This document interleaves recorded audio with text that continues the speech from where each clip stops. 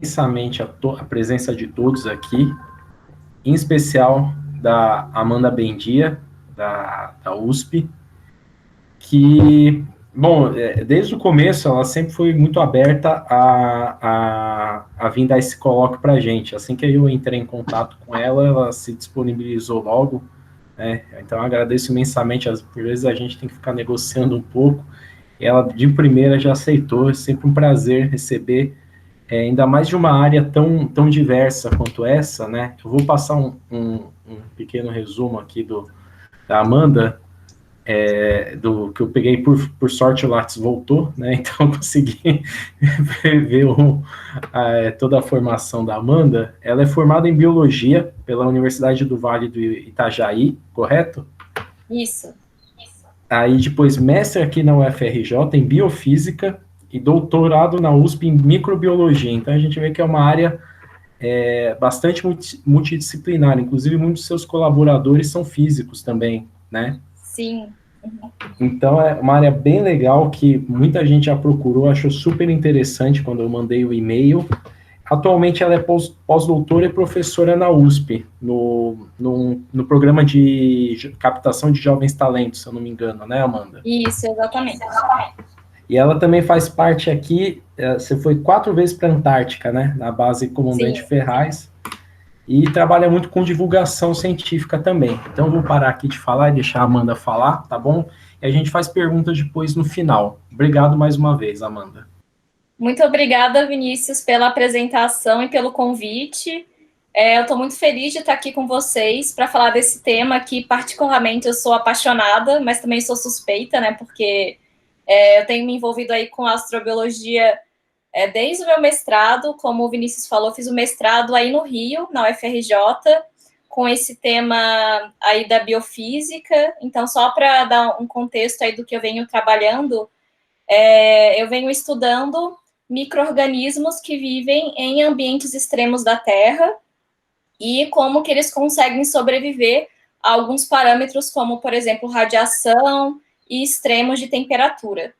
E então, depois eu terminei o mestrado aí na UFRJ, vim para São Paulo fazer o doutorado aqui no Instituto Oceanográfico da USP, que é onde eu estou até o momento, então, fazendo meu pós-doutorado.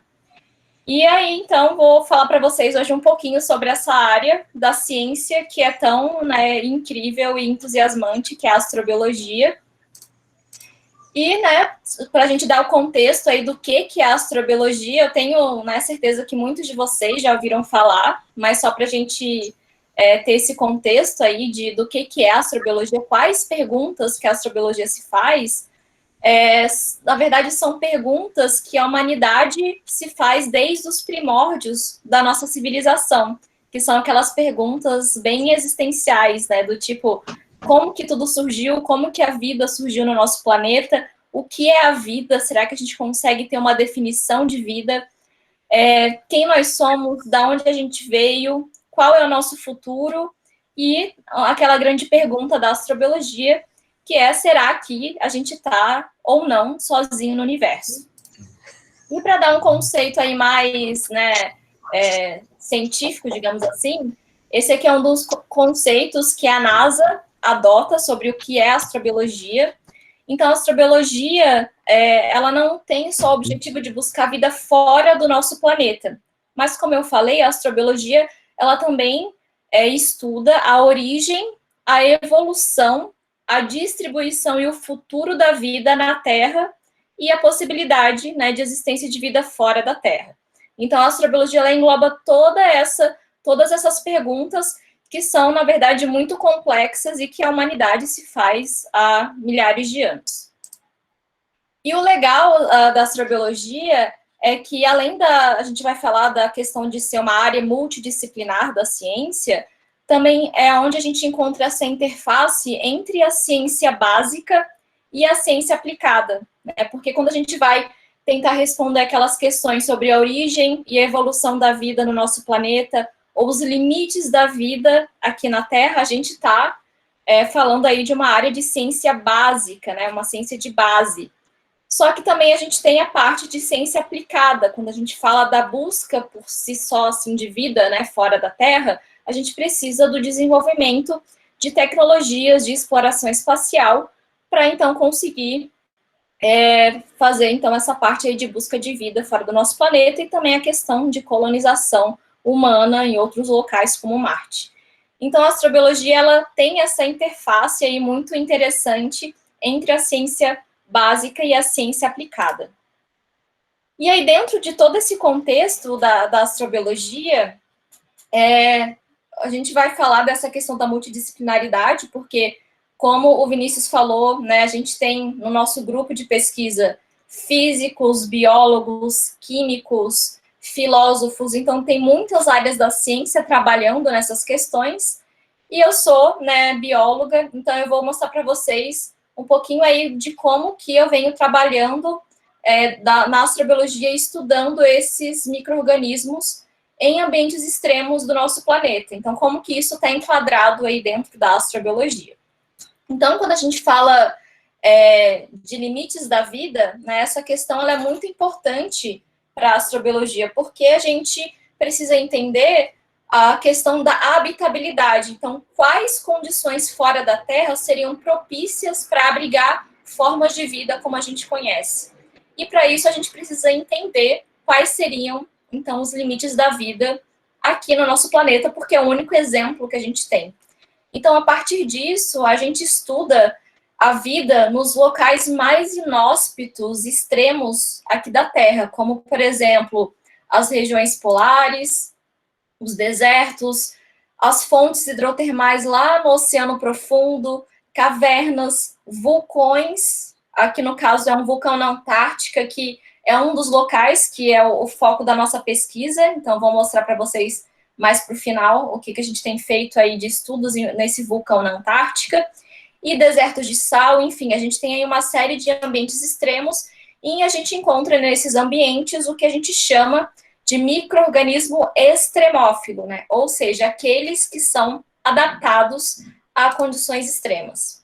Só que é muito importante, quando a gente pensa na questão de limites da vida, é que por mais extremo que seja esses micro-organismos, a gente já encontrou micro-organismo da mais alta atmosfera até a maior profundeza dos nossos oceanos.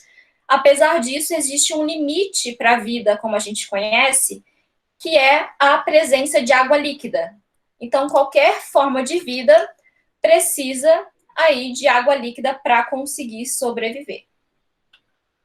E aí, então, nesse contexto, a gente tem os micro-organismos extremófilos, a gente vai encontrar eles numa variedade de ambientes aqui na Terra, né? Então, só mostrar aqui, citando para vocês, né, em ambientes quentes, ambientes gelados, lugares muito ácidos, com pH muito baixo, né? Então, também, ao contrário, lugares muito alcalinos, né? Como esse lago lá nos Estados Unidos, que é o Mono Lake. Desertos de sal, desertos, né? Como aqui a gente tem o deserto do Atacama, que a gente tem um problema da radiação incidindo nesses micro-organismos. E aí a gente, né, trabalha também nesse contexto aí de entender como que esses micro-organismos podem sobreviver a essa radiação ultravioleta, principalmente. E no Oceano Profundo, que também é um dos focos das pesquisas que eu venho trabalhando, que é estudar também esses micro-organismos em mar profundo. E no caso de mar profundo, um dos grandes problemas que a vida encontra nesse local é a alta pressão, né? Então, além de temperatura baixa, a gente tem a pressão hidrostática, né, é muito alta nesses locais.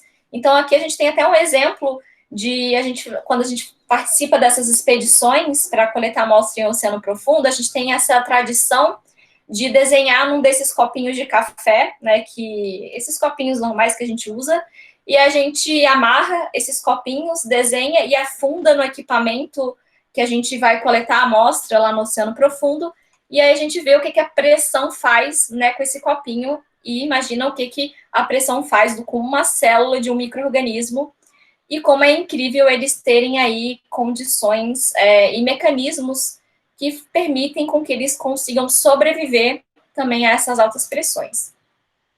E para a astrobiologia é muito importante a gente definir essas questões de limites da vida, né? A gente viu que é possível ter vida em vulcão, em deserto, em regiões polares, em vários locais. Só que quais são os limites da vida como a gente conhece até agora, né? Isso é muito importante porque isso vai ajudar a gente a definir a questão de habitabilidade planetária. Então, a gente consegue, a partir do estudo dos limites da vida, a gente consegue determinar quais parâmetros seriam necessários fora da Terra para a gente, então, conseguir encontrar alguma forma de vida possível naquele local. E dentro desse contexto, a gente tem, né, algumas recordistas de vida que a gente tem até o momento. Esse caso aqui é essa bactéria, que ela é chamada Deinococcus radiodurans.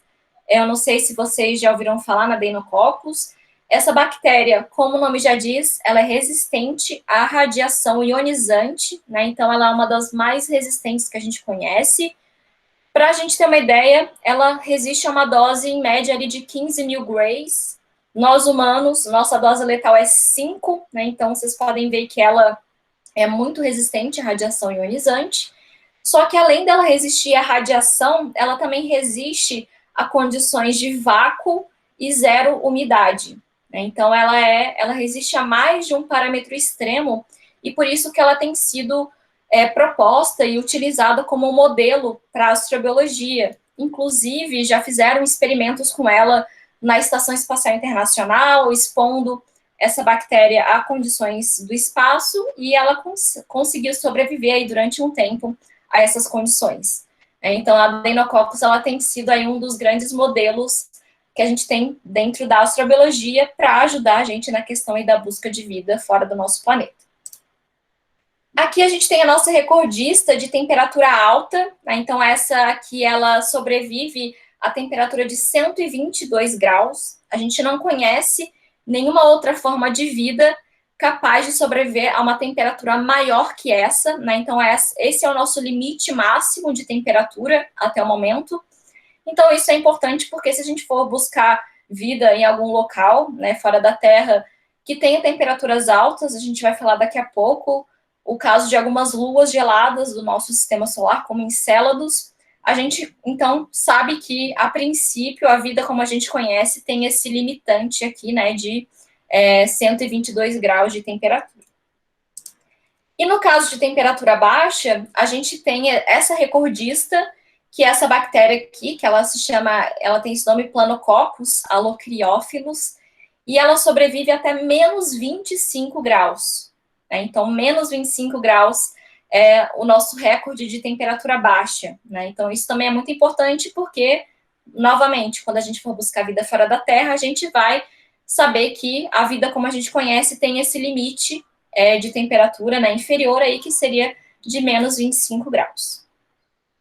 Só que, então, a gente falou, né, de vida nos extremos da Terra e como que a gente, então, vai enquadrar o estudo da vida nos extremos aqui da Terra, para ajudar a gente aí na busca de vida fora do nosso planeta, né? Então, é isso que a gente busca fazer com esses estudos desses extremófilos. A gente utiliza, né, esses ambientes extremos da Terra como modelos para a busca de vida em outros locais, né? O que a gente chama de ambientes análogos, como a gente tem nesse exemplo, que é uma região no deserto do Atacama, que a gente considera como um análogo a Marte, né? Claro que a gente está falando análogo, não são condições idênticas, claro que não, mas alguns parâmetros a gente pode considerar como parecidos, né?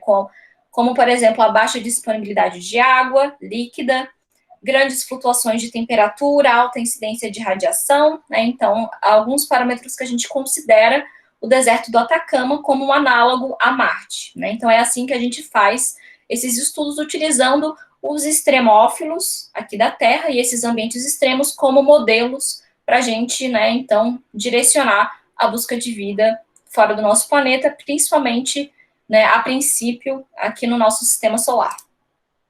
E é claro, a gente fala de busca de vida, a gente não está falando de alienígenas, a gente está falando, né, de extremófilos. Aqui o meme lá vocês já devem ter visto, não sei se vocês já viram esse meme, mas então, a gente, só para reforçar que quando a gente fala de busca de vida fora da Terra, a gente está falando de algo que a gente busca que seja parecido com os micro-organismos extremófilos que a gente encontra aqui nesses ambientes extremos.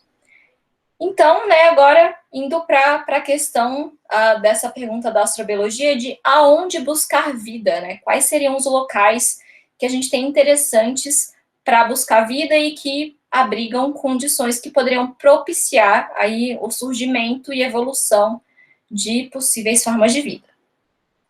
Então, a princípio, dentro do nosso sistema solar, a gente tem, claro, Marte, né? Marte, todo mundo já ouviu falar, que é o que mais está em discussão na mídia, as pesquisas, as missões que são enviadas para Marte. Hoje, Marte, né, a gente vê essa superfície completamente desértica e inóspita à vida, né? Como vocês devem saber, a gente tem a atmosfera de Marte, ela é muito fina, então a gente tem uma alta incidência de radiação na superfície, e essa radiação, ela é muito danosa a biomoléculas de maneira geral, então a gente acha muito difícil que seja possível ter formas de vida sobreviventes, né, ativas, na superfície de Marte hoje, porque as condições hoje são muito inóspitas. Só que no passado, a gente tem muitos indícios de que as condições eram mais amenas, inclusive, muitas pesquisas têm mostrado que há bilhões de anos atrás, em Marte, pode ter tido lagos, rios e até oceanos de água líquida na superfície, quando as condições lá eram mais amenas. Inclusive, né, a gente tem lá em Marte o segundo maior vulcão do sistema solar, que é o Monte Olympus. Hoje, claro, não está ativo, mas há bilhões de anos atrás era um vulcão gigantesco, aí em torno de 600 quilômetros de diâmetro, e que era ativo. E a gente sabe que aqui na Terra os vulcões são locais muito propícios para abrigar vida, porque eles liberam uma série de compostos geoquímicos que os micro-organismos utilizam para a obtenção de energia, né? Então, os vulcões, até onde a gente conhece aqui na Terra, são muito importantes aí para a gente encontrar vida, e principalmente de extremófilos. E a gente tem, claro, as missões, né, que foram enviadas para Marte com objetivos aí ao longo das últimas décadas. Primeiro, as primeiras missões, o objetivo era buscar locais que poderiam ter água, e principalmente água líquida, e definir essa questão de ambientes habitáveis, né? Então, definir as condições geoquímicas daquele local para entender se aquele local poderia ter nutrientes, por exemplo, para possíveis formas de vida. E agora a gente está aqui na etapa que é a mais entusiasmante, que é a busca por si só, aí já, né, de sinais de vida. Então, a gente está aqui nessa década e que tem sido aí uma das mais entusiasmantes. E vocês já devem ter ouvido falar da missão que foi enviada em agosto do ano passado, chegou em fevereiro desse ano em Marte, na superfície de Marte, numa região chamada a cratera Jezero, né, que é o que a gente vê aqui nessa região. E vocês podem ver claramente que aqui a gente tem as marcas do que era o delta de um rio, né? Então, um rio que há bilhões de anos atrás corria na superfície de Marte. Hoje, né, claro, a gente não tem mais essa água líquida, mas o que o Perseverance, né, essa missão, ela está agora tentando buscar nessa cratera é indícios de vida que teria sobrevivido no passado. Ou seja, a Perseverance está tentando buscar fósseis de micro-organismos que poderiam, né, ter vivido lá em Marte quando esse rio de água líquida era presente e hoje não é mais. Então, a gente provavelmente aí vai ter nos próximos anos muitos dados interessantes a respeito aqui dessa missão. Só que alguns trabalhos recentes mostraram para a gente que hoje ainda é possível ter água líquida em Marte, né, em principalmente dois tipos de formações. Uma seriam os brines, que são regiões da subsuperfície que têm altas concentrações de sal, e esse sal, dependendo da época do ano, ele vai, né, diminuir a temperatura e difusão da água. Então, mesmo em temperaturas negativas, a gente vai encontrar algumas veias de água líquida sazonais nessa subsuperfície, como a gente encontra em alguns locais aqui da Terra também, né? A gente tem esses brines tanto em regiões de geleiras aqui na Terra, como também em subsuperfície, ali na crosta oceânica, a gente também tem esse tipo de formação de brines. E também algumas pesquisas recentes de um grupo que os primeiros que divulgaram foi um grupo da Itália, né, de pesquisadores da Itália, e eles detectaram que pode ser um lago de água líquida, um lago, no caso, subglacial. Então, ele estaria coberto aí por uma camada aí de solo ou gelo, ou uma camada aí de mais ou menos 1,5 quilômetros, e esse lago ele teria nada mais, nada menos que 20 quilômetros de extensão de água líquida, né? Então, isso é muito entusiasmante. Foi uma descoberta, né, muito entusiasmante para a astrobiologia, porque a gente sabe que a água líquida, aonde tem, aqui na Terra, a gente tem vida, né? Então, a água líquida é muito importante para a vida. Então, essa descoberta, ela foi aí muito importante para a astrobiologia, e tem também outros trabalhos têm sido publicados de possíveis outros lagos também ali naquela região do Polo Sul de Marte, né? Então, tem sido aí uma descoberta bem entusiasmante para a astrobiologia. E ainda a gente tem, né, não só Marte interessante no nosso sistema solar para buscar vida, mas a gente tem os novos mundos oceânicos do nosso sistema solar, que inclusive é um termo que a NASA tem usado, né, dos Ocean Worlds. Inclusive, eles publicaram um roadmap, né, que seria como se fossem os próximos objetivos da NASA em explorar esses mundos oceânicos do sistema solar. Então, tem sido aí um assunto bem recente e cada vez mais presente dentro aí das discussões da astrobiologia. E quando a gente fala de oceanos do sistema solar, a gente encontra principalmente nas luas geladas que orbitam os planetas gasosos, como é o caso de Europa, Encélado e Titã e Ganímedes, né? A gente tem alguns exemplos aqui dessas luas geladas que orbitam os planetas gasosos.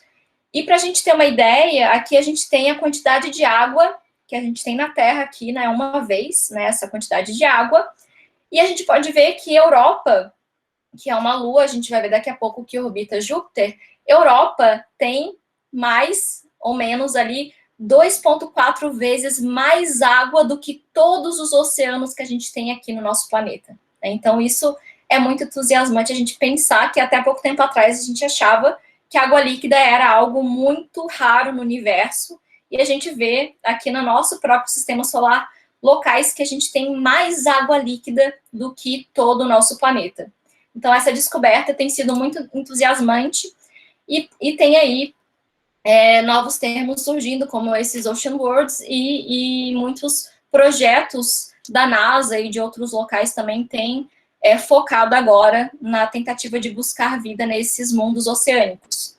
Então, aqui a gente tem Europa, que é um desses mundos oceânicos, só que ao contrário dos oceanos da Terra, que a gente consegue navegar, aqui no caso, esse oceano ele é coberto por uma camada de gelo muito espessa, que teria aí mais de 10 quilômetros de espessura, só que abaixo dessa camada de gelo tem indícios de que tem um oceano de água líquida que tenha mais água do que todos os oceanos que a gente tem na Terra, e um oceano muito profundo, né? Aqui a gente tem uma estimativa dele ter mais ou menos ali 100 quilômetros de profundidade. Não sei se vocês lembram que aqui na Terra a máxima profundidade dos nossos oceanos é 11 quilômetros, que fica ali na região das Fossas Marianas. Então, esse oceano de Europa ele seria, no mínimo, aí 10 vezes mais fundo do que o ponto mais fundo dos nossos oceanos aqui da Terra.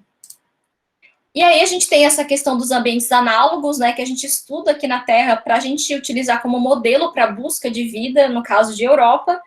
Então, o que tem sido feito são muitas pesquisas que têm utilizado os lagos subglaciais da Antártica como modelos para a gente buscar vida em Europa, como é o caso desse lago, que é chamado de Lago Vostok, que ele fica lá no interior da Antártica. Ele tem sido aí explorado por pesquisadores da Rússia, e esse lago ele teria ali uma camada de gelo de 4 quilômetros de espessura, e essa camada ela está selando esse lago há milhões e milhões de anos. Então, os pesquisadores russos eles já conseguiram, né, perfurar esse lago. Um dos grandes problemas é a questão de contaminação, né, então desse equipamento aí de perfuração, mas isso tem sido aí desenvolvido nos últimos anos, e muitos projetos da NASA também que envolvem a pesquisa nesse contexto dos mundos oceânicos, né, dos ocean worlds, eles têm levado muitos equipamentos para esses lagos subglaciais da Antártica, para tentar, então, testar esses equipamentos de perfuração para serem aplicados no futuro para a perfuração de Europa. Mas isso é uma coisa que ainda está aí bem no futuro, a gente ainda não tem tecnologia para isso, ainda esses projetos estão tentando desenvolver essas tecnologias. E outra lua que é muito interessante, que é Encélados, né? Essa lua é uma lua que orbita Saturno, né? Então essa lua ela é bem menor do que Europa, é uma lua bem pequenininha, e só que da mesma forma, Encélados tem uma camada de gelo que seria um pouquinho menos espessa do que a camada de gelo de Europa, e tem também um oceano de água líquida muito profundo, aí em torno de 60 quilômetros de profundidade. E como vocês podem ver, tem estimativas, né, muitos trabalhos têm mostrado que é possível que tenha fontes hidrotermais ativas no fundo oceânico dessa lua, que a gente vê aqui nesse esquema. E como que os pesquisadores detectaram isso? A Cassini, né, que foi aquela missão que foi explorar Saturno e as luas de Saturno, ela veio aqui próximo a Encélados. Vocês podem ver que aqui na superfície a gente tem uns jatos, que são as plumas que são ejetadas ali na superfície, e a Cassini, ela deu um rasante nessas plumas e coletou o material dessas plumas. E a Cassini, né, os dados mostraram que tinha umas partículas de sílica que só poderiam ser formadas acima de 80 graus de temperatura. E com isso eles inferiram que, no fundo, né, fora outros dados também, mas foi aí um dos grandes motivos dessa proposta de que, no fundo, aí desse oceano tem essas fontes hidrotermais ativas. E isso é muito importante para a astrobiologia, porque aqui na Terra, as fontes hidrotermais dos oceanos primitivos que a gente tinha aqui no nosso planeta é um dos cenários em que os cientistas propõem que a vida se originou aqui na Terra, né? Então, a vida no nosso planeta ela teria se originado em fontes hidrotermais. É uma das hipóteses aí que a gente tem discutido bastante sobre a questão da origem da vida. Então, é muito entusiasmante, né, a gente encontrar indícios de fontes hidrotermais, aí, no caso, nessa lua, porque não a gente poderia ter condições só de abrigar vida, mas também condições de surgimento de vida, né, de surgimento e de biomoléculas, e aí complexidade até a formação de uma célula, como aconteceu aqui no nosso planeta. E pensando em ambientes análogos, a gente estuda os vulcões na Antártica, por exemplo, como modelo aí para a gente tentar buscar vida em Encélados. Tanto vulcões da Antártica, porque a gente tem, né, essa diferença aí entre temperaturas muito altas e muito baixas, e também a gente estuda as fontes hidrotermais no fundo dos oceanos aqui da Terra também como modelos aí para a busca de vida em Encélados. Não é só no nosso sistema solar que a astrobiologia busca vida, também em exoplanetas, né? Vocês já devem ter ouvido falar, claro, em exoplanetas, que são aqueles planetas que orbitam outras estrelas. E a gente, né, o mais importante para a gente, eu acho que hoje a lista de exoplanetas detectados está em torno de 4.000 exoplanetas que já foram detectados aí nos últimos anos. Só que para a astrobiologia o importante é a gente encontrar exoplanetas que tenham condições propícias de abrigar vida. Ou seja, a condição mais propícia seria temperaturas amenas para que tenha a presença de água líquida, né? Então, esse é um fator muito importante para a gente buscar vida nesses exoplanetas. E aí é o que vem, né, nesse contexto aí, nessa definição de zona de habitabilidade. Então, o que seria a zona de habitabilidade? Seria a distância que o planeta está da sua estrela em que é possível a gente ter água no estado líquido, em que a gente encontra essas temperaturas amenas e propiciam, então, a presença de água líquida nesse planeta. E essa zona de habitabilidade, dependendo do tipo de estrela, ela vai ou se aproximar ou se afastar dessa estrela, né? Então, uma das grandes buscas aí dos astrônomos é encontrar exoplanetas que estejam aí nessa zona de habitabilidade, que são os considerados planetas potencialmente habitáveis. E dentro aí das descobertas desses exoplanetas potencialmente habitáveis, eu só trouxe aqui um histórico bem breve para vocês verem como a cada ano, novos exoplanetas parecidos com o nosso são descritos e detectados. Essa aqui era a lista em 2012, a gente tinha apenas 5 exoplanetas parecidos com a Terra, né, considerados potencialmente habitáveis. Aqui, 2013, 2015, né, vocês podem ver que a cada ano a gente praticamente dobra.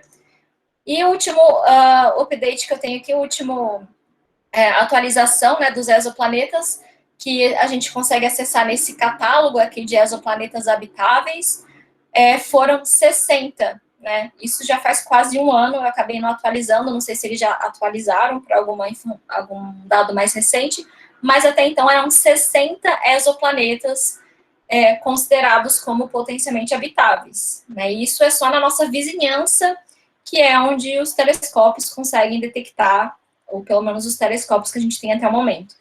Então, essa descoberta também é muito entusiasmante, porque a gente pode ter muitas possibilidades de, né, mundos possíveis e busca de vida também em muitos desses exoplanetas. E aí, a gente já, né, respondendo aonde procurar, a gente viu o que a gente tem até agora na astrobiologia de locais, né, que são alvos aí para futuras missões, para a gente tentar detectar essas possíveis formas de vida. Mas aí, o que procurar? Né? Então, a astrobiologia, a gente usa esse termo chamado bioassinatura. As bioassinaturas, como o nome já diz, é qualquer molécula e estrutura que fale para a gente que aquilo veio a partir de um ser vivo, né? A partir de um organismo. Então, pode ser biomoléculas como, por exemplo, DNA, proteínas, lipídios, são considerados, né, bioassinaturas. Fósseis, como a gente comentou da Perseverance, que está indo buscar fósseis de micro-organismos, ou ainda gases, né? Os gases também são considerados bioassinaturas, principalmente quando a gente vai falar de busca de vida em exoplanetas. E aqui na Terra a gente tem um gás, né, que, só para ilustrar para vocês, que esse gás é a bioassinatura da Terra, né, que é o oxigênio. Né? No início da formação da Terra, a gente não tinha os níveis de oxigênio que a gente tem hoje, praticamente não tinha oxigênio. O oxigênio ele começou a ser produzido pelas primeiras cianobactérias há mais ou menos 2,5 bilhões de anos atrás. Então, a gente tem esse exemplo aqui na Terra, que o oxigênio é uma bioassinatura do nosso planeta na forma de gás. E isso é bem importante no caso dos exoplanetas, como eu falei, porque quando a gente vai buscar a vida, claro, se estiver próximo da gente, como Marte, a gente consegue mandar um robô, uma sonda, alguma coisa que vá tentar detectar essas bioassinaturas com equipamentos in situ que vão detectar bioassinaturas. Então, a gente poderia detectar moléculas de DNA, fósseis, né, uma série de outras bioassinaturas. Mas, se é um exoplaneta, a gente não consegue, através de um telescópio, detectar DNA ou um fóssil, por exemplo. Mas a gente consegue estudar a atmosfera desse exoplaneta e tentar entender se aqueles gases presentes naquela atmosfera, eles têm uma explicação geológica, né, uma produção natural, ou uma produção biológica, né? Então, a gente poderia... Os gases são importantes nesse contexto, principalmente de busca de vida nos exoplanetas. E conforme o avanço dos telescópios, a gente tem cada vez mais resolução para entender e descrever a atmosfera desses exoplanetas, né? Então, os novos telescópios que estão sendo lançados, eles vão propiciar que a gente tenha mais informações aí sobre a composição atmosférica desses exoplanetas. Então, né, a gente falando, né, nesse contexto da astrobiologia, ela é multidisciplinar, né? Então, como vocês podem ver, a gente tem uma teia aí de conhecimento para trocar dentre essas diversas áreas. Como eu falei, eu sou bióloga, então eu trabalho mais com foco nesses extremófilos, mas a gente tem colegas, né, no nosso grupo de pesquisa que são astrônomos e trabalham, então, com a descrição e detecção desses exoplanetas, ou com a parte mesmo, tem um pessoal que trabalha mais com engenharia, no desenho de câmaras de simulação, o pessoal da química, da geologia, que trabalha com fósseis. Enfim, a gente tem toda essa teia de conhecimento para tentar, então, responder essas grandes perguntas da astrobiologia.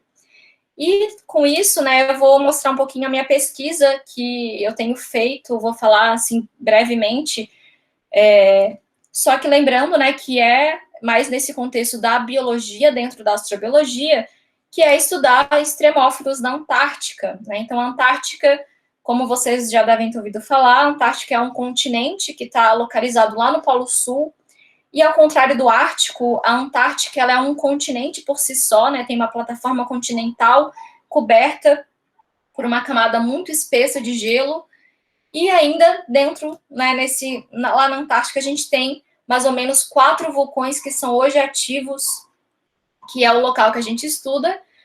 E esses vulcões ativos, a gente pode ver aqui nesses pontinhos em vermelho, que são esses 3 montes que a gente vê aqui no continente, e essa ilha, que é chamada de Ilha Deception, que é a ilha que a gente vem, então, estudando esses extremófilos nas nossas pesquisas.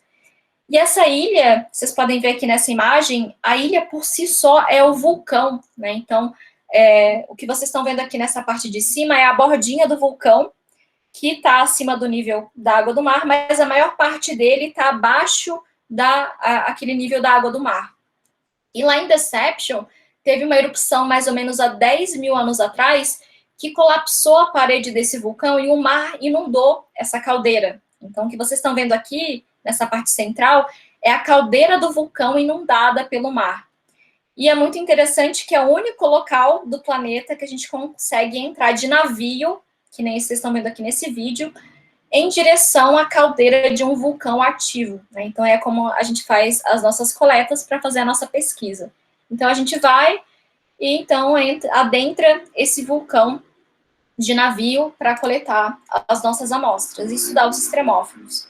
E vocês podem ver, a gente encontra lá em Deception essas fumarolas, que são os gases do vulcão que são emitidos. Vocês podem ver que está fervendo aqui, né, essa água, porque a temperatura chega a 100 graus, então é muito quente. E a gente, então, coleta essas amostras perto dessas fumarolas, né? Então, a gente leva os equipamentos, a gente vai com um navio, com o Programa Antártico Brasileiro, para coletar essas amostras. E aí a gente, né, então, coleta esse material nessas fumarolas, algumas são submersas, a gente vê essas bolinhas subindo aqui na coluna d'água, porque são fumarolas ativas submersas, e a gente também coleta amostra perto das geleiras, né? Então, vocês podem ver que é tudo muito próximo ali, a gente tem essas temperaturas extremas muito próximas, e o nosso objetivo é estudar os extremófilos que vivem, né, nesses ambientes extremos, e, né, uma das grandes perguntas a gente faz como eles conseguem sobreviver, quem eles são. Então, a gente basicamente estuda esses micro-organismos através do DNA, né? Então, a gente extrai o DNA dessas amostras e faz sequenciamento massivo, né, dessas amostras, e através de muitas ferramentas aí de bioinformática, programação, a gente consegue, então, fazer análise e responder algumas dessas perguntas, né? Então, aqui tem um meme do Globo Repórter, que a gente, na verdade, é o que a gente quer responder, a gente quer destrinchar tudo sobre esses extremófilos, né? Então, quem eles são, como eles sobrevivem, como eles obtêm energia daquele ambiente, e tudo isso para a gente tentar entender como são os limites da vida em relação à temperatura e como que eles conseguem obter energia e como isso pode ajudar a gente a entender as condições de habitabilidade fora da Terra. Então, é nesse contexto que a gente faz a nossa pesquisa. Então, né, voltando aqui, e deu uma travada aqui no computador, mas, né, só para reforçar que essa pesquisa, eu mostrei para vocês que é dentro aí do contexto da biologia, mas a gente tem muitos projetos que envolvem outras áreas mais específicas. Eu tenho um colega aí do Rio, né, que é o professor Luan Guese, ele é professor da UFRJ, e ele trabalha lá no Valongo, e a pesquisa dele envolve estudar exoplanetas potencialmente habitáveis, e a gente tem feito alguns trabalhos para tentar, no laboratório, fazer simulação aí desses exoplanetas, algumas condições desses exoplanetas, para ver se esses extremófilos poderiam sobreviver a essa condição. Então, a gente tem essa interface que é muito legal, né, da biologia, ter que conversar aí no mesmo projeto de pesquisa com um astrônomo, com um físico, com um químico, e isso é um grande desafio, porque às vezes é difícil a gente conseguir se comunicar, porque eu vou falar de uma coisa específica de um DNA para o pessoal da física, o pessoal da física, da astronomia vai falar de um método de detecção de exoplaneta para mim, então para mim já é uma coisa muito mais difícil de entender, então a gente tem que, né, ter esse desafio de quebrar essas barreiras aí do que a gente está acostumado na nossa zona de conforto da nossa pesquisa e aprender um pouquinho de tudo e interagir com essas diferentes áreas, né? Então, acho que isso é uma das coisas mais incríveis da astrobiologia, a gente poder, então, fazer essa comunicação, essa quebra de barreiras entre diferentes áreas da ciência e a gente ter que, então, integrar todo esse conhecimento multidisciplinar, porque só assim, né, a gente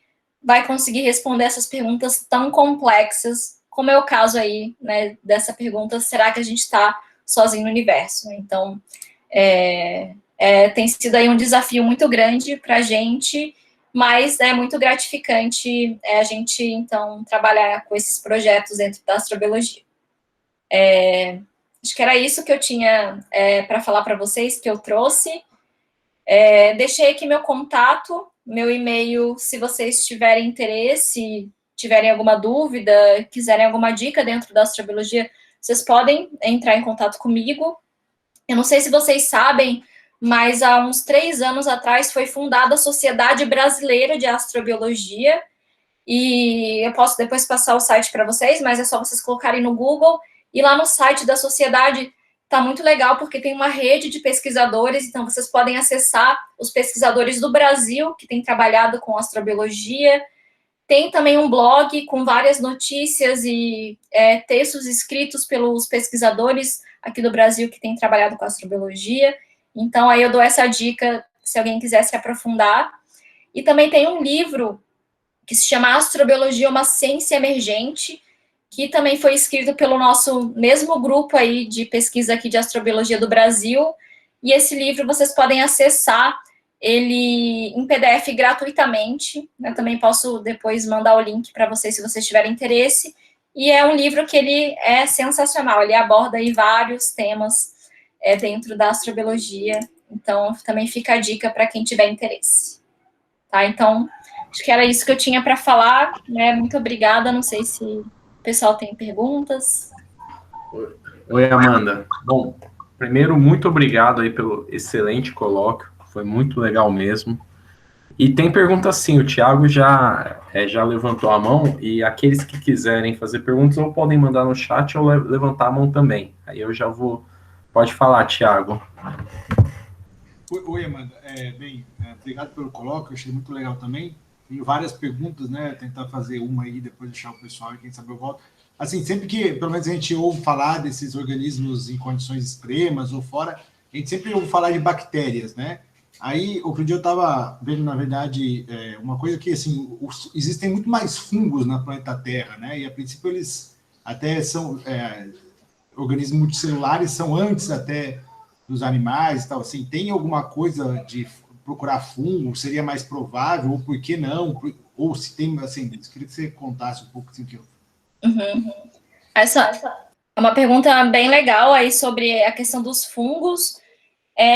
Na verdade, até onde a gente sabe, a diversidade, né, de bactérias e arqueias, procariotos, ela é a maior diversidade da vida, né, que a gente tem aqui na Terra, pelo que a gente conhece até agora, mas os fungos, eles têm ganhado aí bastante destaque, porque a gente encontra fungos que conseguem sobreviver a várias condições extremas também.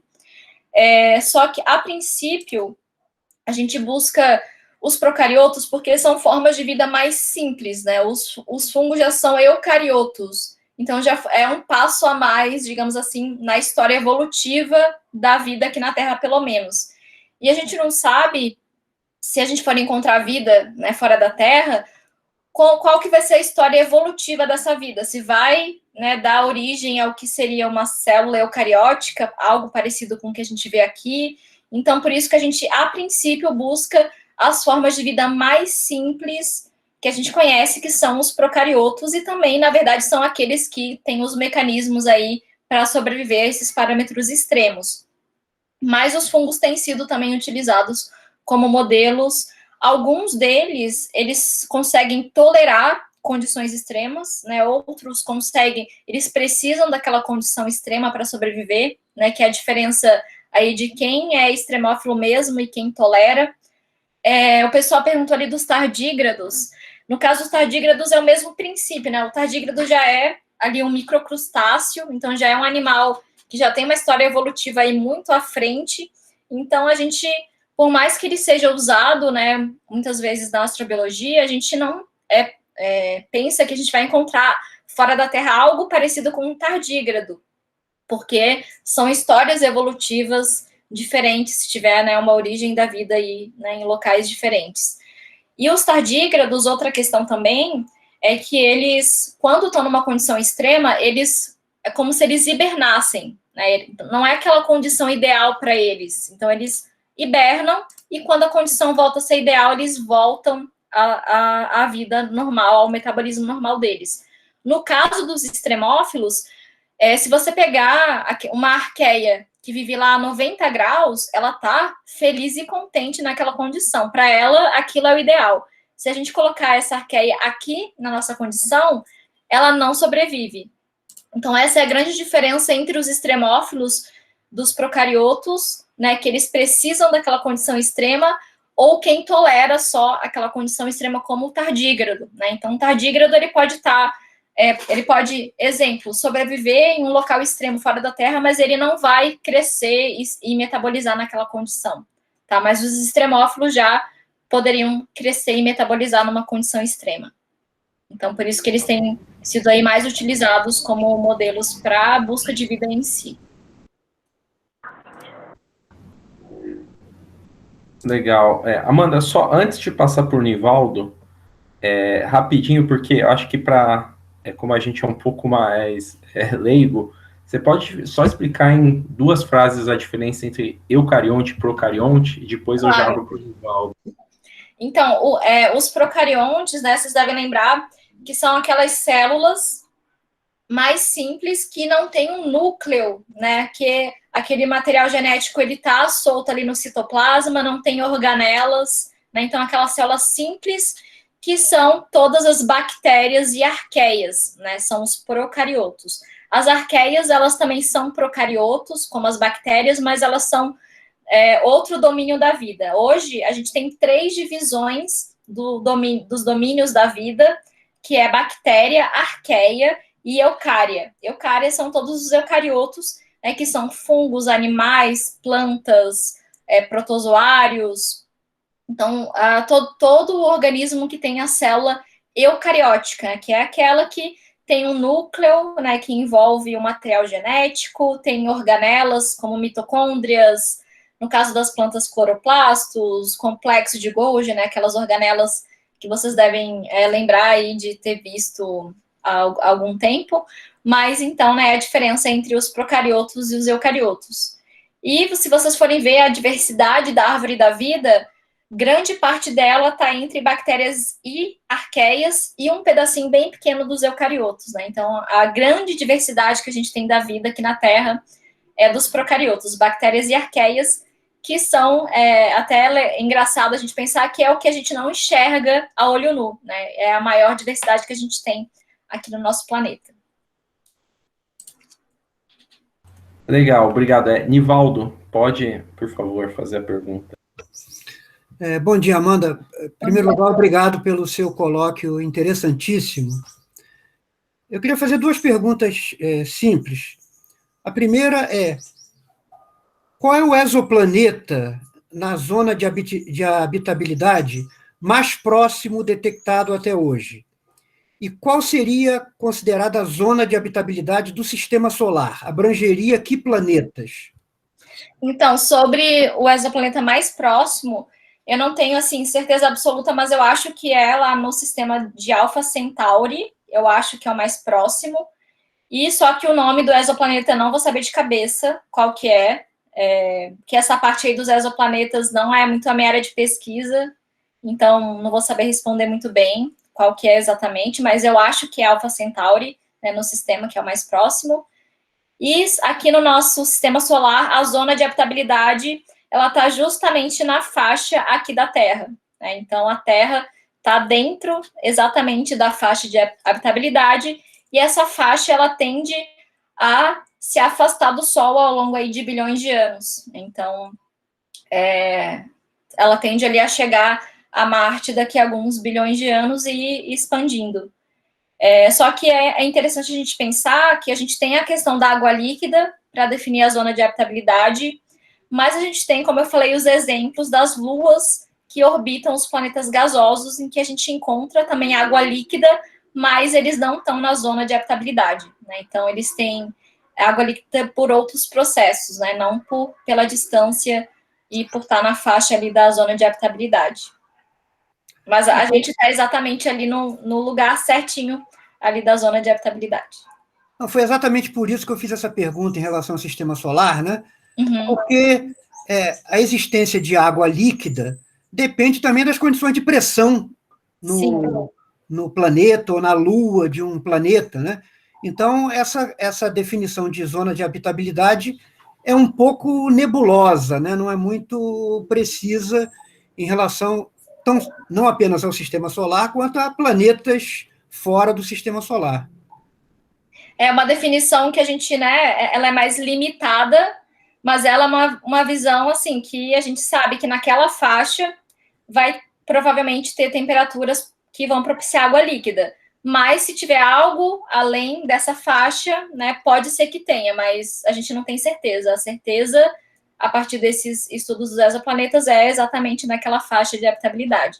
Mas a gente sabe que tem exceções do nosso próprio sistema solar, né, como no caso dessas luas. Então, na verdade, a gente está sendo aí bem humildes, né, nessa questão aí de água líquida, porque pode ter muito mais do que a gente imagina, pelo menos aí nos sistemas próximos da gente. Tá bom, obrigado. Nada. Legal. Marco, por favor. Obrigado, Vinícius. Obrigado, Amanda, pelo excelente colóquio, né? Um tema muito rico, muito interessante. Tinha duas perguntinhas, assim, simples. Uma, acho que o diretório meio que levantou a bola, que era sobre os tardígrados. Eu tinha curiosidade, assim, do ponto de vista de biologia, como é que a gente entende a evolução? Como é que se chega evolutivamente num ser que ele se superadaptou, de certa maneira, né? Porque, assim, a gente vê essas explicações darwinianas de tudo, assim, o nariz tem esse formato porque a narina está para baixo para não entrar água quando chove, sei lá, tem 1000 explicações, assim, meio, digamos, práticas, quase de engenharia, que para a funcionalidade, né, e as habilidades de seres vivos. Aí vem um que é, assim, totalmente extraordinário, mas muito fora da curva, né? Como é que existe algum tipo de hipótese, sei lá, de vida, de exoplanetas que espalhou por aí? Que eu tinha curiosidade sobre isso. E outra coisa era, assim, eu vi na interdisciplinaridade, você colocou física, biologia, química, tem astronomia, tem várias, assim, eu consigo entender tudo. Eu fiquei curioso saber como os filósofos contribuem para a discussão. É só isso. Obrigado. Obrigada, Marco, pela pergunta. Até essa questão do que você perguntou dos filósofos, acho que responde a sua primeira pergunta, que tem um grupo de pesquisa, né, dentre a filosofia da ciência, que estuda a questão do darwinismo universal, né? Então, se a gente encontrar vida em outros locais, se ela vai estar sujeita também aos processos que a gente conhece aqui, né, do darwinismo, como a gente encontra na vida na Terra. Então, tem essa discussão até da filosofia da ciência, né, nessa questão do darwinismo universal, e também a parte de filosofia, né, já respondendo essa questão também, tem, inclusive, um grupo aqui no Brasil que trabalha com as questões éticas de colonização espacial, né, colonização humana em Marte, né, as condições éticas de manipulação do ambiente, se a gente encontrar vida, o quanto que a gente pode interferir nessa vida. Então, a parte da filosofia da ciência também tem atuado bastante nesse papel, tanto na questão de colonização, das implicações de uma colonização humana no espaço, e também nessa parte aí de definir o que é vida, que é uma coisa também que até hoje a ciência não consegue responder uma definição absoluta de vida. Então, o pessoal que trabalha com filosofia da ciência tem também trabalhado com essa questão de debater sobre o que é vida, né? A gente não tem uma definição que abranja todas as formas de vida. Um exemplo, até os vírus, né? Hoje, mais do que nunca, a gente tem isso muito presente aí da questão dos vírus, infelizmente, né, na nossa vida. E até hoje não tem um consenso entre pesquisadores se vírus é vida ou não é vida, que a gente não tem uma definição que englobe todas essas formas que a gente tem aqui na Terra. Então, a filosofia também atua nisso, né, da definição do que é vida, e se tiver vida fora da Terra, vai seguir, né, os padrões do darwinismo, que nem a gente vê aqui. E nessa questão do darwinismo, a gente acredita que sim, porque aqui, como que acontece aí os processos de seleção natural? A gente tem, né, organismos baseados em um código que está presente no material genético, então toda a informação sobre aquele organismo está armazenada de alguma forma no material genético. Isso provavelmente vai, se a gente encontrar a vida em outro local, teria que seguir ao menos esses princípios, né? Tem que ter alguma molécula que guarde a informação sobre aquela vida. No caso aqui, a gente tem a molécula de DNA, só que essa molécula, ela se duplica para esse organismo, né, crescer e se multiplicar. E nessa duplicação desse DNA, ela não é perfeita, ela não consegue copiar 100% do que ela tinha originalmente. Então, isso é o que acontece nas mutações. Então, essas mutações, elas são aleatórias nessas moléculas, e elas vão resultar em características que podem ser diferentes para aqueles descendentes daquele organismo, ou podem ser mutações que não vão fazer diferença nenhuma, ou podem ser mutações que vão causar a morte daquele organismo. No caso, se for uma mutação que vai gerar um benefício, vai depender, na verdade, do ambiente que ele está, se vai selecionar ou não aquela mutação, né? Então, a gente, né, dentro desse debate da filosofia da ciência, a gente acha que é provável que, se tiver vida fora da Terra, vai seguir também esse princípio de seleção natural, ao longo aí de uma história evolutiva. E isso também vem outro debate, que é bem filosófico, se a gente encontrar vida fora do nosso planeta, será que a gente vai reconhecer? Será que vai ser formas de vida parecidas com o mesmo princípio químico que a gente encontra aqui na Terra, baseada em carbono, em nitrogênio, em oxigênio, nitrogênio, fósforo e enxofre, né, que são os CHOMPs, os elementos básicos que compõem todas as biomoléculas? Será que uma forma de vida fora da Terra também vai seguir esse princípio químico? Então, a gente não sabe, na verdade. Por isso que a filosofia da ciência tem um papel bem importante também para, né, dar aí base para esse debate, né, entre essas diferentes áreas. Fantástico, muito obrigado. E, bom, parabéns pelo colóquio mais uma vez. Obrigado. Obrigada. Legal. Agora o próximo da fila está aqui o Roberto Linares. Por favor, Roberto. Opa, obrigado. Obrigado, Amanda, pelo colóquio, muito interessante.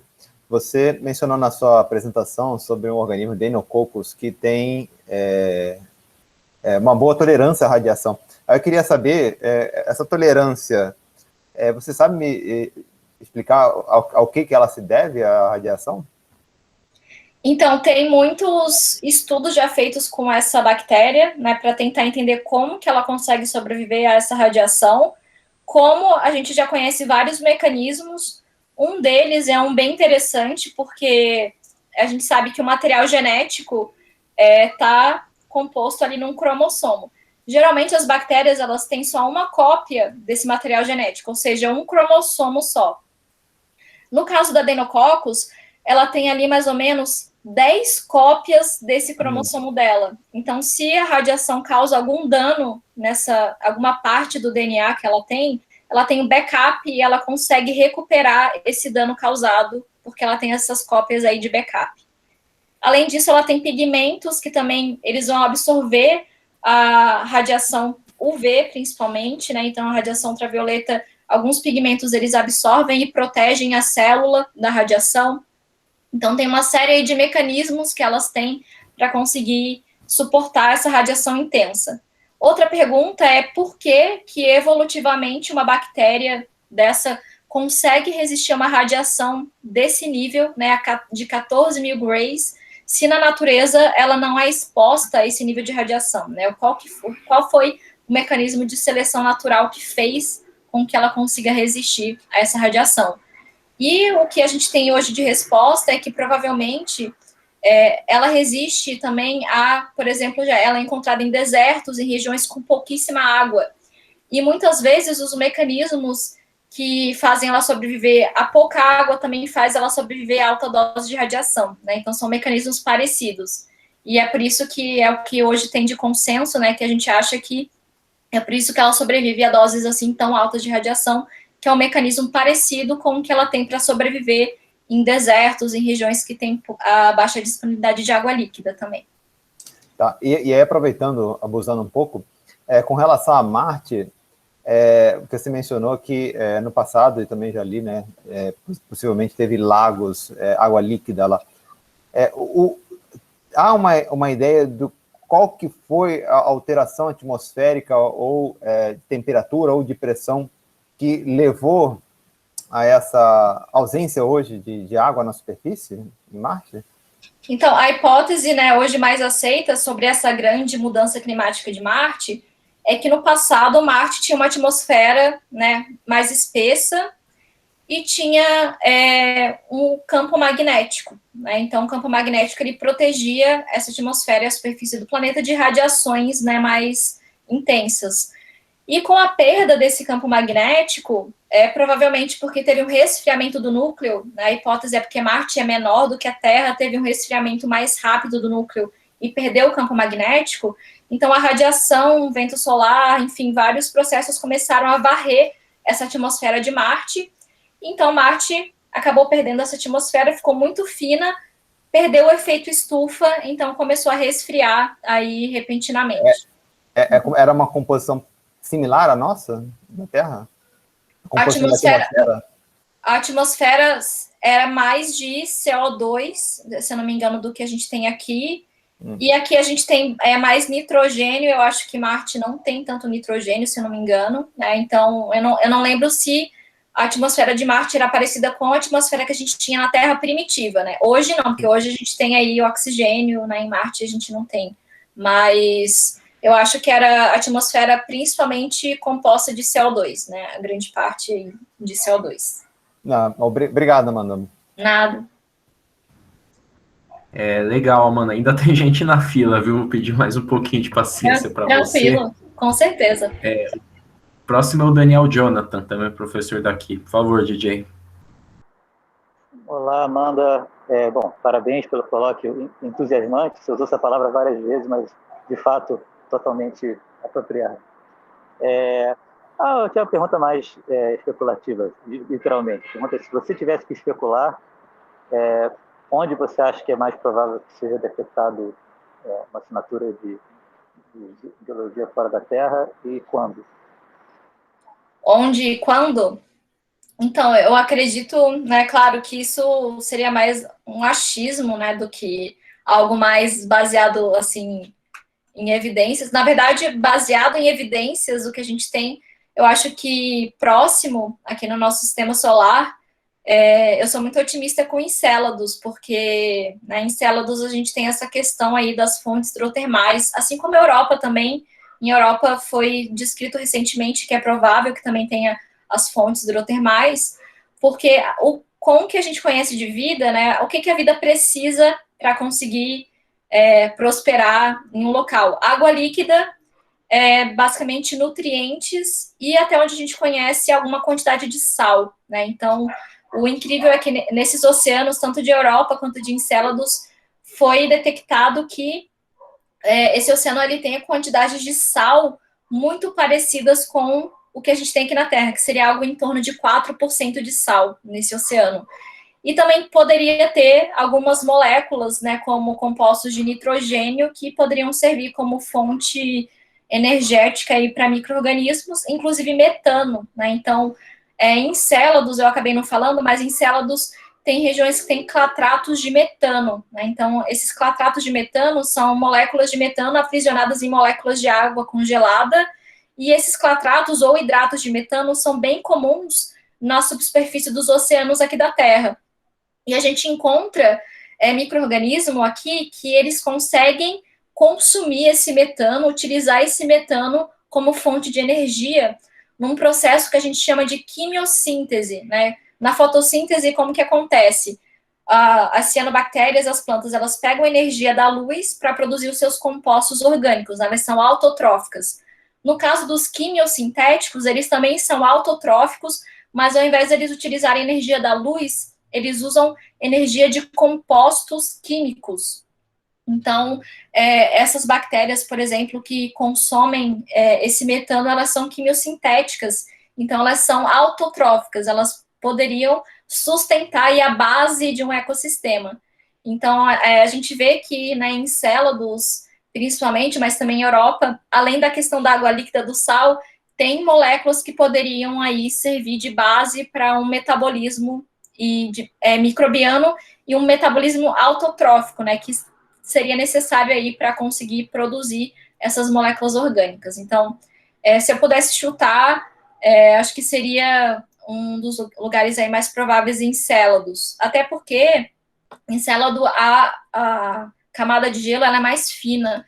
Então, provavelmente, para a gente conseguir perfurar e acessar esse oceano aí nas próximas décadas, seria mais viável, né, a gente ter aí uma camada mais fina e seria, né, melhor a facilitar essa detecção.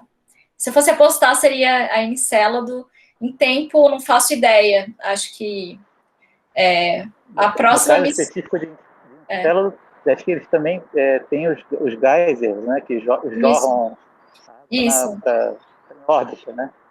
Isso, tem até essa discussão, né, se não poderia ser uma missão para sobrevoar essas plumas e tentar detectar bioassinaturas nas plumas, sem precisar perfurar esse oceano, e tem até muitos trabalhos que têm sido feitos de simular as condições dessa pluma para ver se as biomoléculas iriam ser preservadas em condições aí que a gente encontra nessas plumas. A gente não sabe se biomoléculas seriam preservadas ali. Então, tem alguns trabalhos de simulação sendo feitos.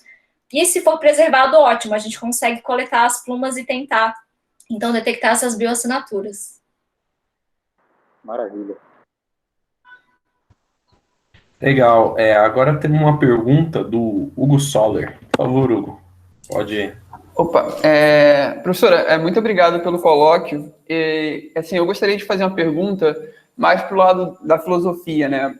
Porque, como a senhora falou, assim como deu para entender pelo colóquio, no sistema solar nós já temos vários exemplos de lugares que podem ter vida, né?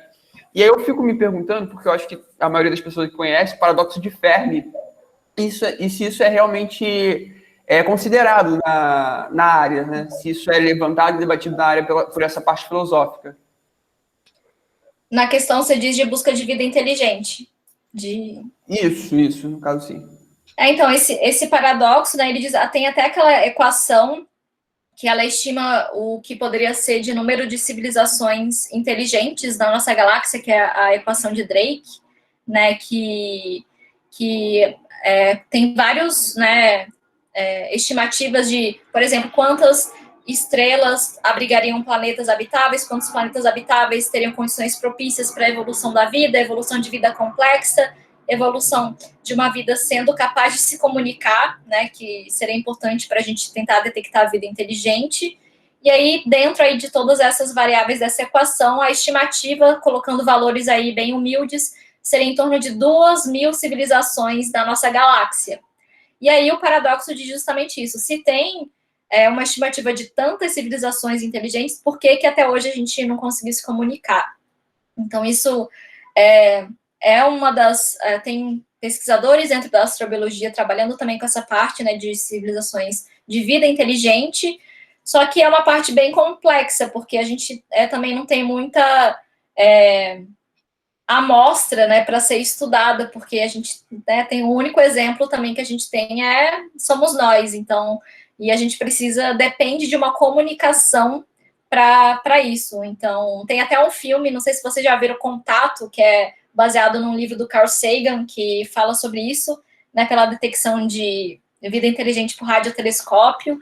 Então, esse filme é muito legal, só que isso tem sido, claro, discutido na astrobiologia, mas tem sido discutido menos intensamente do que a questão da busca de vida simples, porque é algo que a gente ainda não tem um vislumbre aí de ser promissor, porque a gente não sabe se a gente depende de um recebimento de uma comunicação, né? A gente não pode, como, por exemplo, mandar uma sonda para Marte e tentar detectar aquilo. A gente depende de uma comunicação. Então, ela tem sido uma área discutida ainda na astrobiologia, mas tem poucos grupos que têm trabalhado com isso, tá?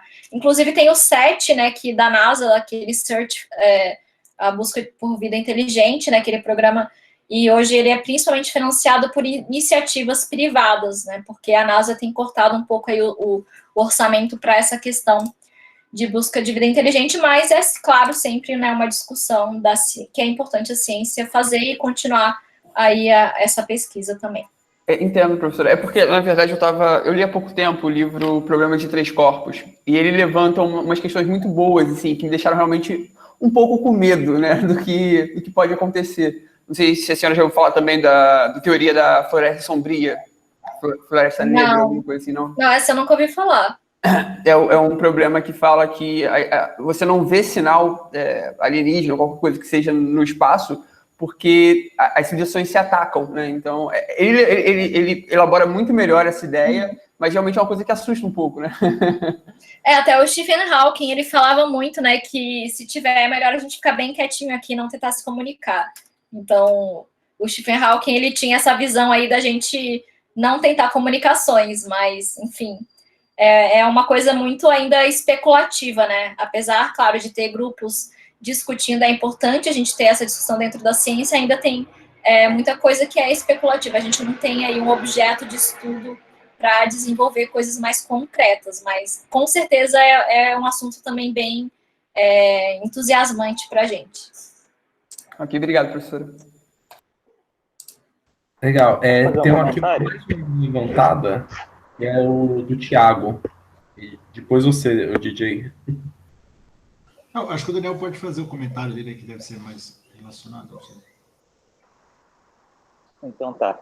Não, é que, assim, justamente nessa área de ter uma chance de ter algum dado concreto, né, que a gente possa obter de forma científica sobre a possível existência de vida inteligente que não dependa de comunicações, acho que nos últimos anos começou a ter muito interesse numa ideia de usar assinaturas astrofísicas que se chamam de megaestruturas, né? É uma hipótese muito extrema, né?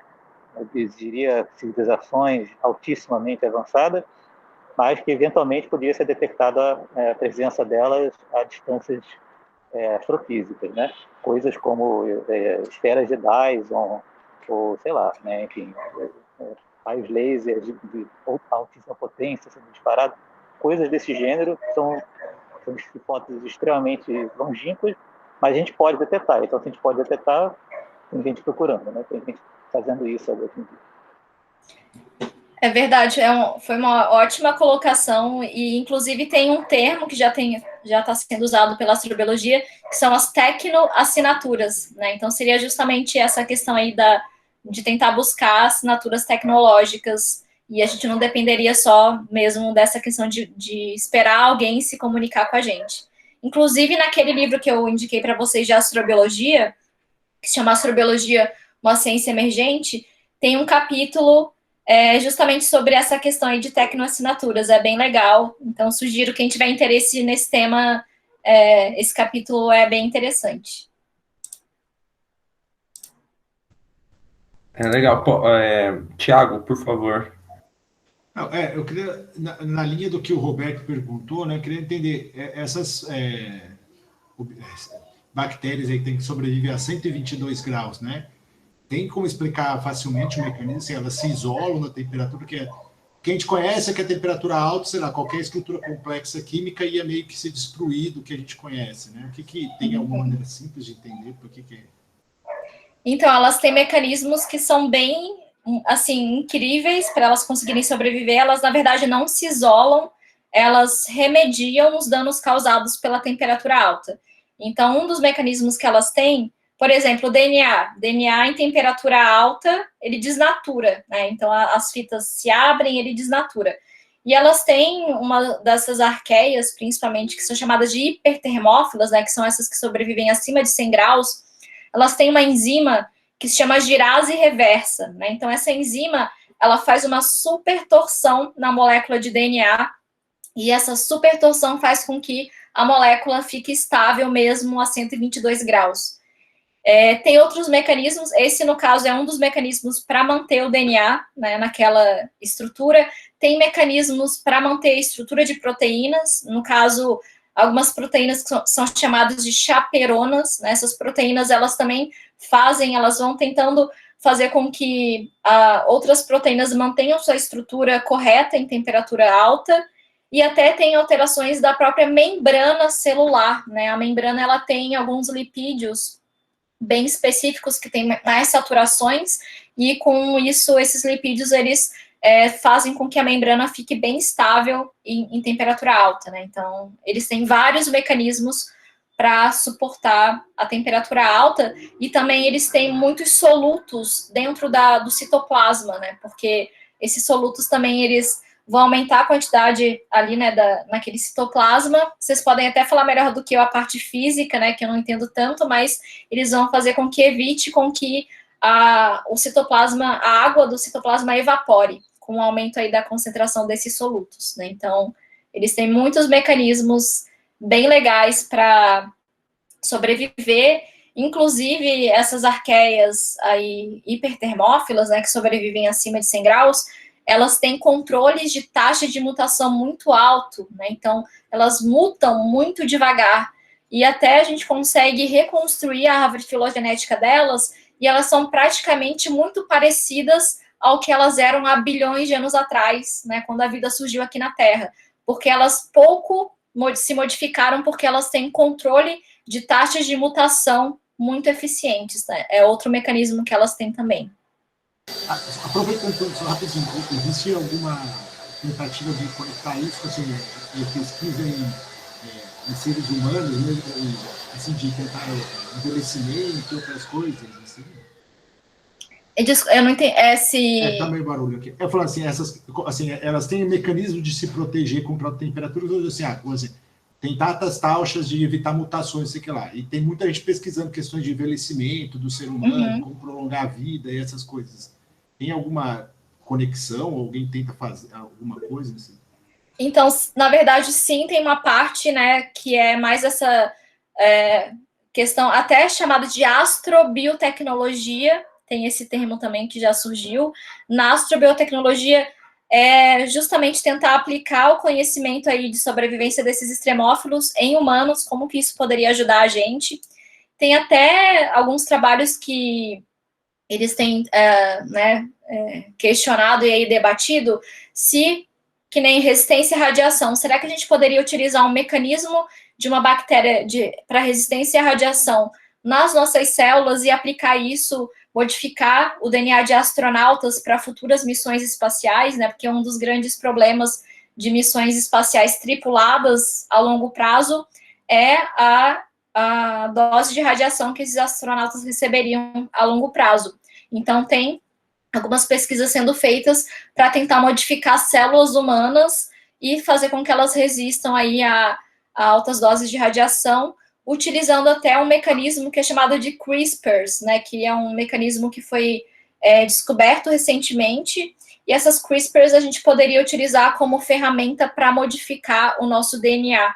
Então, isso tem até repercussões éticas, aí tem muito debate sobre isso, mas, né, tem sim pesquisas que estão sendo feitas e debatendo, não ainda em humanos, claro, mas em células de humanos, né, células humanas, têm sido feitas para tentar modificar aí geneticamente para tentar a melhoria de alguma característica, né? Então, essa área ela é chamada de astrobiotecnologia, aplicando ferramentas aí da engenharia genética. Então, isso tem sido feito, sim, e debatido também dentro aí dessas pesquisas.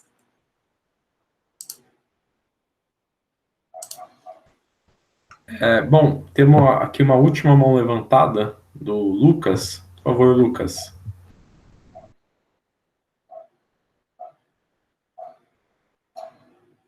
Opa, em primeiro lugar, obrigado, Amanda, pelo colóquio. Achei ótimo, também adorei. Minha dúvida, na verdade, é uma coisa mais até fase experimental, assim, que você mencionou, né, quando faz as sondas na Antártida, né, profundas, que um dos cuidados que tem que se tomar é justamente com contaminação que você leva pelo instrumento, né?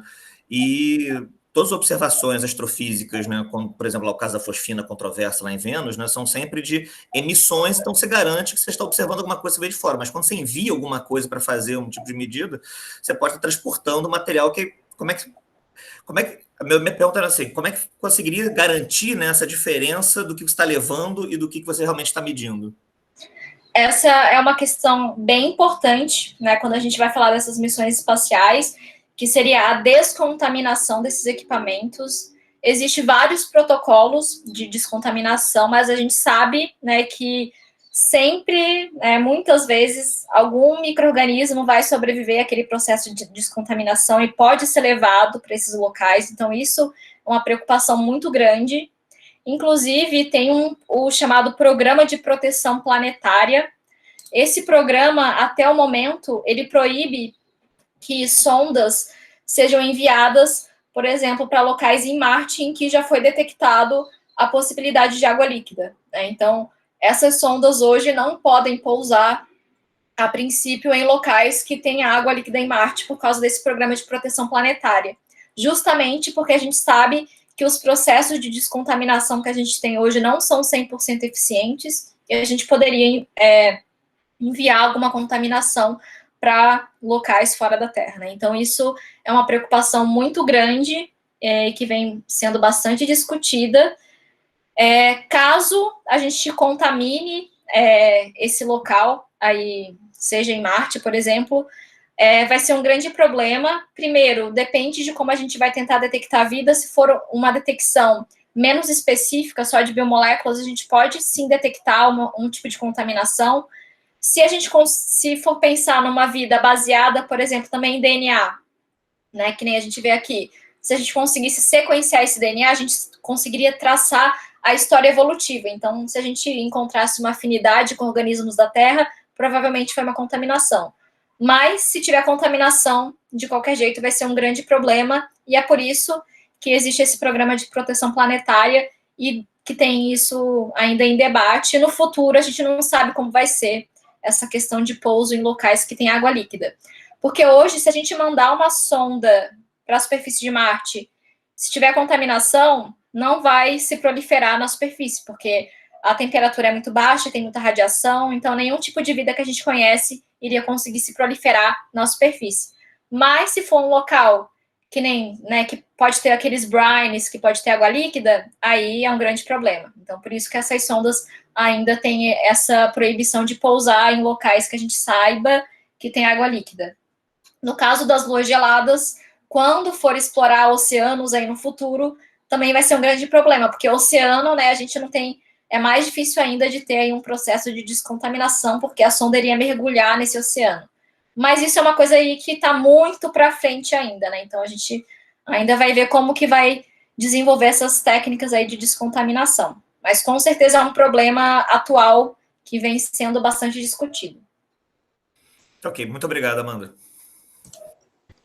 Legal. Bom, conforme você pode ter visto, né, Amanda, gerou muito interesse seu colóquio. Queria te agradecer mais uma vez aí pelo aceite. E bom, é isso daí. Parabéns, aí foi muito legal mesmo. A gente tem quase 40 minutos de perguntas, então foi uma coisa muito interessante. Muito obrigado, e depois eu envio o link para você mostrar para colaboradores e tudo mais, tá bom? Perfeito. Muito obrigada, Vinícius, de novo pelo convite. Né? Adorei o nosso debate aqui, foi muito divertido, então gostei bastante.